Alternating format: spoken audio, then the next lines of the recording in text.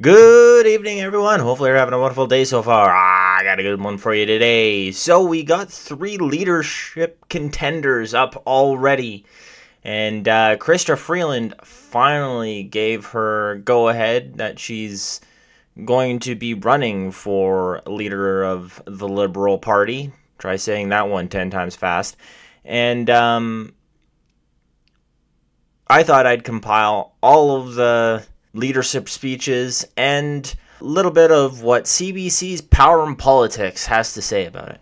So before we begin, if you like this sort of stuff, if you could please leave a like and take 5 seconds to hit that subscribe button, I'd be eternally appreciative. And other than that, let's get into it.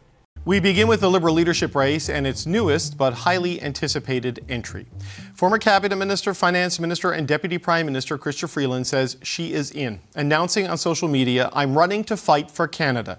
Her official launch will be this Sunday in Toronto. Freeland joins former central banker Mark Carney, who launched his campaign yesterday, and Minister Gould, who is expected to join the race this weekend. Other lesser-known candidates have said they intend to run, including Liberal MPs Chandra Arya and Jaime Batiste, and former Liberal MP Frank Baylis. And these are the initial contenders who have opted not to run, the latest being Minister of Energy and Natural Resources Jonathan Wilkinson. Wilkinson, like other cabinet ministers, wants to focus his energy on dealing with the U.S. and Donald Trump. We're here to talk about the state of this race and where it all stands. The Parliamentary Bureau Chief for Writing. So there are your contenders. Let's go to our first 3, Mark Carney, Chrystia Freeland, and Gould. So yesterday I did a whole video on Mark Carney's leadership speech. I'll leave a link down below so you can watch that one. But we haven't witnessed Chrystia Freeland's or Gould's yet, so let's go to X for that. So we can see her promotional ad video for her Liberal leader run, and let's see what she says. A little secret. Donald Trump doesn't like me very much. Canada. We don't like their representative very much. I'm a tough negotiator. During the first Trump administration, I fought hard to protect Canadian jobs, the Canadian economy, and our way of life. And we won. I left Trudeau's cabinet because I know what we need to do to win that fight again. Donald Trump and his billionaire buddies think they can push us around. Trump thinks we're for sale, but he can take what isn't his. I'm not going to let him. We're a proud country. The true north, strong and free. A country of smart, caring, and hardworking people. A country that gets big things done. A country worth fighting for. But Pierre Poilievre, he'll bow down to Trump and sell us out. This moment matters for all of us. I'm running to be leader of the Liberal Party and our next Prime Minister. I'm in this to fight for you, to fight for Canadians, to fight for Canada. Join me. Join the fight. Please no, Freeland. You don't have to do that for us. You just run as normal MP, because we could not imagine a Prime Minister Freeland. And during the renegotiation of NAFTA, she already just failed us right there, because Canada wasn't even at the table when the thing was signed. It was signed by Mexico and the United States, and Canada was plastered on there. So her taking credit for that is really not the best thing to do, and I think she'd be shocked to know that Canadians don't really like her very much either. So we're kind of on Trump's side. Let's see what Gould has to say, though. Alright, let's see if we can find Gould. Here's her leadership bid, and let's see what she has to say. There's a lot going on right now. I understand these past years haven't just been hard, they've been exhausting. The economy, climate change, and what's going on south of the border leave all of us feeling nervous about the future. Right now, Canadians have lost faith in our party, and we have to earn back their trust. We need to rebuild our party so that we can keep building our country. We need new leadership to fight for everyday Canadians. a leader who understands what people are going through and works every day to make their lives better, a leader with a track record of standing up to bullies, and a leader who won't back down. I'm Kristina Gould, and I'm running to be your next leader of the Liberal Party of Canada. There are people out there tearing down Canada, saying the country is broken, saying we should become American. So to them, let me tell you what Canada is. It's the local hockey rink or soccer pitch where kids shoot for their dreams. It's the maple leaf sewn on every backpack. It's the poutine and beaver tail after playing outside. It's helping your neighbors shovel their driveway after a snowstorm. Strong, hardworking, and caring people who do not back down from fighting for what is right. Canada can be the best place in the world to start a family, grow a business, and build a future. Yeah, unfortunately, you and the other Liberals destroyed that, but let's continue. We are a nation of dreamers and doers, creators and innovators. It's where opportunity, empathy, and progress walk hand in hand. It's time for a new generation of leadership that understands you and is focused on you. I'm here for Canada, today, tomorrow, and for years to come. Join me so that together we can earn the trust of Canadians, build the future we want, and win the next election. So for anybody who doesn't know, Chrystia Freeland was Deputy Prime Minister and Finance Minister at the same time. So for the last, I'd say 4 years. And Kristina Gould, she is the leader of the government of the House of Commons. So they've been in politics quite a bit. And Mark Carney is the outlier of the bunch, and he's the new politician who sounds like old Trudeau without the charisma. See, I even give Trudeau some compliments every now and then. But I don't have very much to say about Kristina Gould right now. I have to go back a long time into her history to really figure out what she's all about. So I'll be learning that with you as well. But let's go back to the CBC and see what they say about this trivial trio. Donald Trump. We're here to talk about the state of this race and where it all stands. The Parliamentary Bureau Chief for Radio-Canada, Louis Blouin, and the CBC's Chief Political Correspondent, Rosemary Barton. Good to see you both. Welcome back. Hi, David. Okay, let's start with who's in, and the big name to officially get in today is Chrystia Freeland. Rosie, what does this entrance by the former Deputy Prime Minister and Finance Minister do to this race? I mean, it makes it a real competitive race. It shows that there are people who were in cabinet, at any rate, who want to be part of it. It gives a strong woman who's now entered the race, and someone who has experience with Donald Trump and managing a G7 economy. So those are all important things. I think, this was her first foray in this op-ed in the Toronto Star, and then launching it on Twitter and the website. We'll see what more she has to say on Sunday about what is compelling her in this moment to take on this fight. Okay, I want to get to that op-ed in a second because it's interesting. Louis, your thoughts on Freeland, long rumored, long suspected, and now official? Yeah, and I think she wants to occupy the space as soon as she can. She saw what Mr. Carney did, and now the Carney people are telling us that they already amassed about $100,000 since yesterday, since the launch. We cannot verify those numbers, but still, so she sees that the wheels are moving in the other camp, and now she needs to go forward. And she's choosing to go forward with ideas and, talking about Trump, which is going to be probably the central point in that race that is coming, and she wants to position herself. It's going to happen Sunday, the day before Trump's inauguration. Right. I think that this is very strategic. She's showing what she wants to do. And I think she needs to occupy the space because now she's not a minister anymore. She's not managing the crisis, so she will have to remind people very hard what she did during the negotiation of NAFTA. Right. And that's the main goal now, is it's to be visible. Yeah, and the government will be... I don't really think she'll have to remind anybody what she did to Canada. Let me do a few off the cuff, just off the top of my head. She encouraged enacting the Emergencies Act when Trudeau enacted it.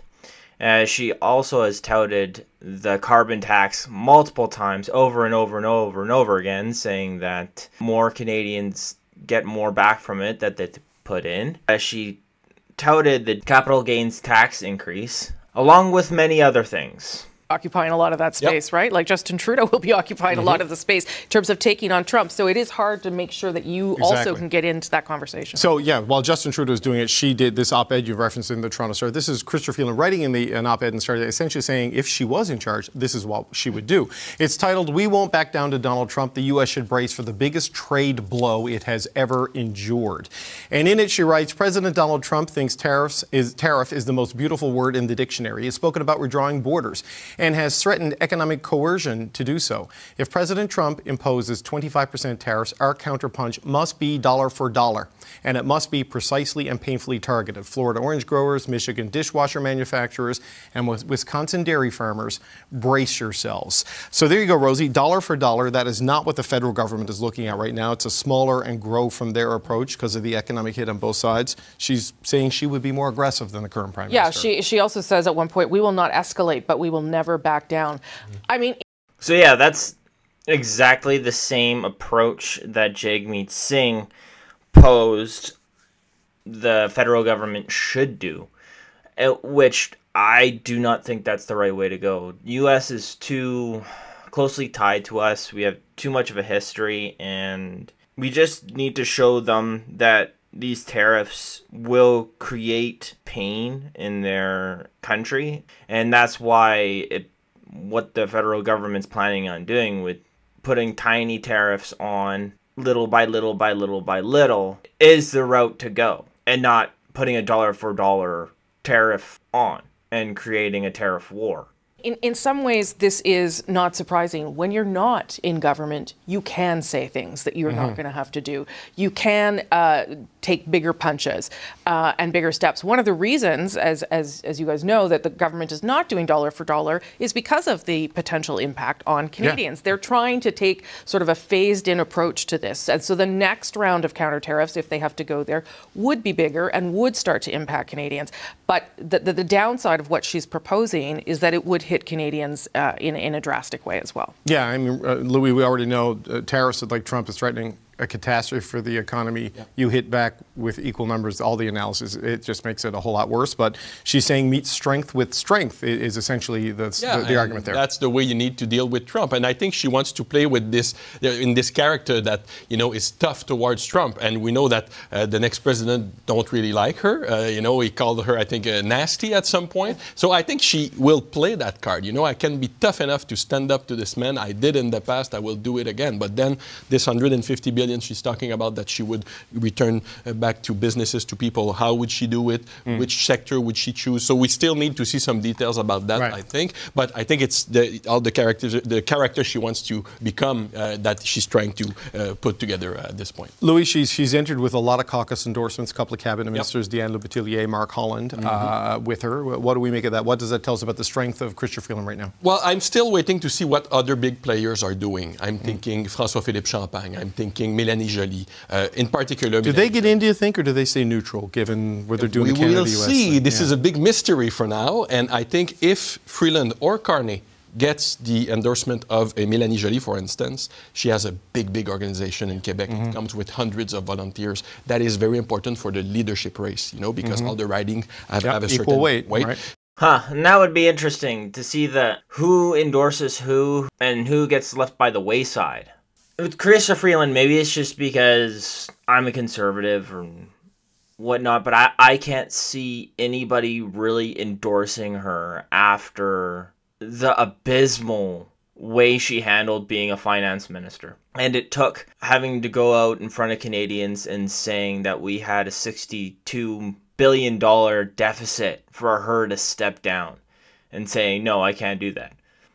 That's what it took.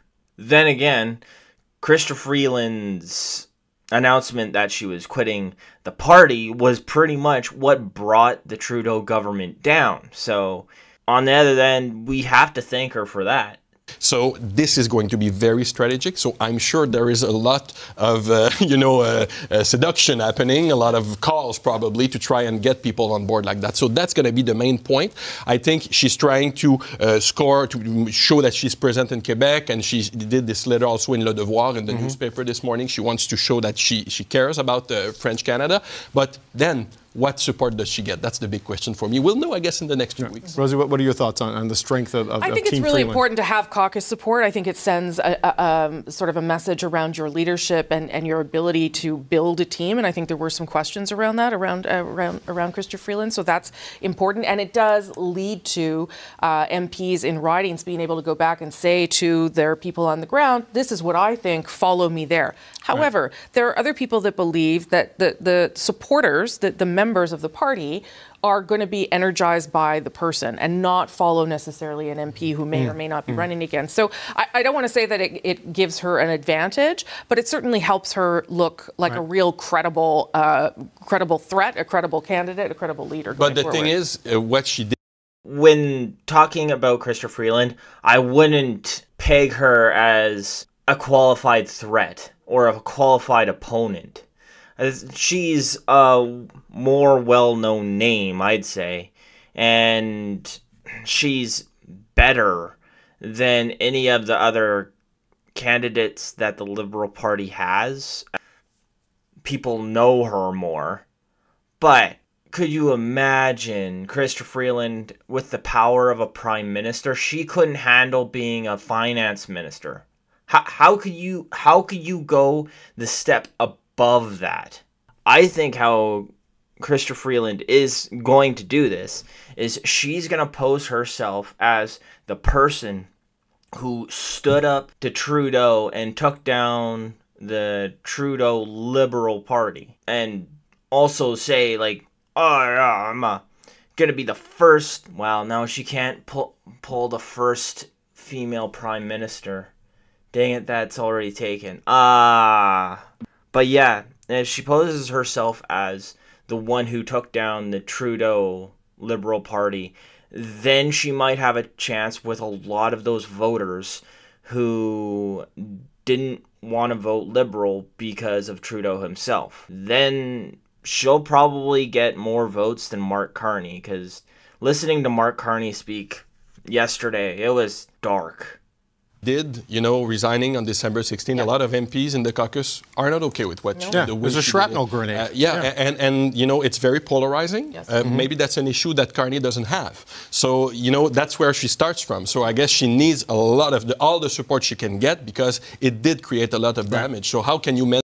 Can you before the end of the race? Yeah. Okay, so let's talk a little bit about Mark Carney, because Lucy finally didn't pull back the football this time. Like, he went ahead with it, right? So he did the Daily Show. This was the speech yesterday in Edmonton, and it was kind of a halting, slow delivery. And I want to show you what we think might have contributed to it. This is what the CBC's Ashley Burke captured from her. Look, it looks like a vacuum cleaner, but that's a screen. That's a teleprompter. And you can see how fast the language is. That is the screen that reflects up, and then Carney can see it. It crashed a bunch of times, and you can see how fast it is moving there. You can't read that. So look, that's interesting. We've all read off teleprompters. You can't read it when it's going that fast. But he had the paper speech. He had time to prepare. Yeah. What do we make of the launch yesterday? Knowing there were some technical issues, but it still was kind of a low-energy performance. Yeah, I mean, I think everyone would agree that there was a lot of substance to what Mark Carney was saying. There was a lot of smart positioning in terms of how he is approaching this race, and knowing that Freeland was going to get in and there'll be other people. The Conservatives. This is still someone who background. Young people.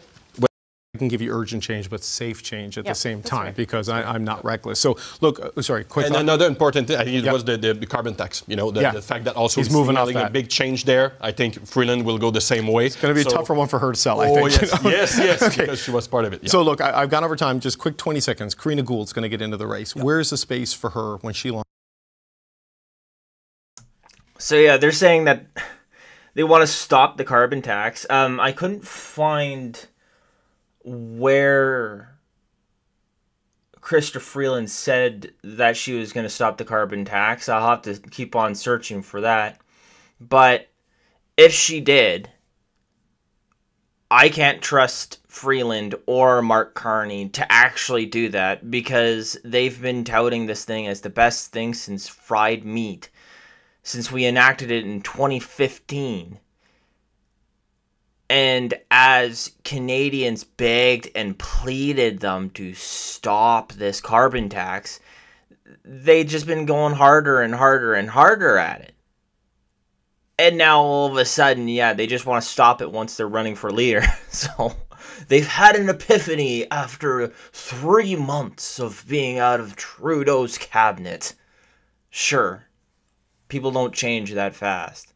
Launches this weekend in this. Louis, what do you see? Young people, women's vote. I think that's where she's going to try and you know, get some support. That could cause some trouble to Chrystia Freeland, I think, during the race. How do you see it, Rosie? Yeah, young woman, mother, successful, energizing, and has a strong background with the Liberal Party. Knows what the Liberal Party is about and is willing to do the work to bring it. She's an interesting character that could come up the middle, but I think she's facing some pretty heavy headwinds on this here. It seems like there's tiers. There's Freeland, Carney, there's Gould, and then there's the others who are considering. She would be that middle tier of it all. Okay, well, you're both top tier. Louis Blouin, Rosemary Barton.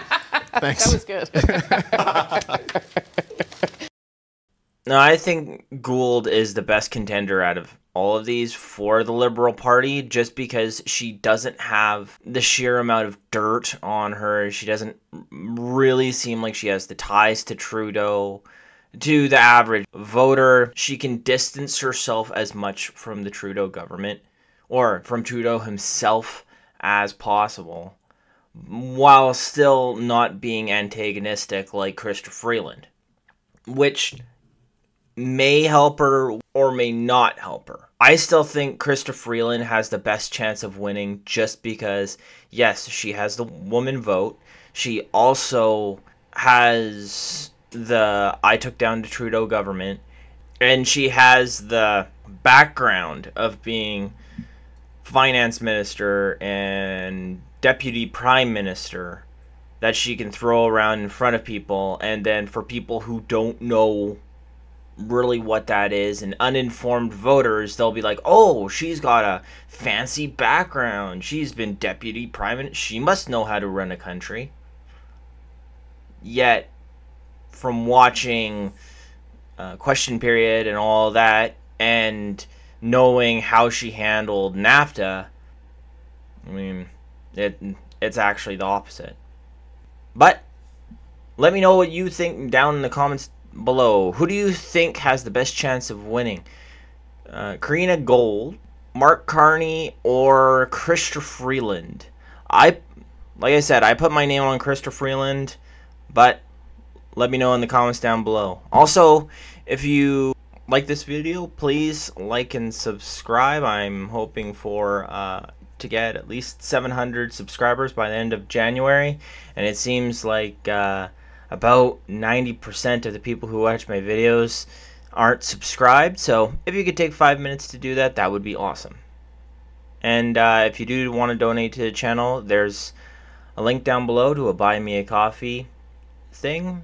Every little bit goes back to the channel. Other than that, have a great day.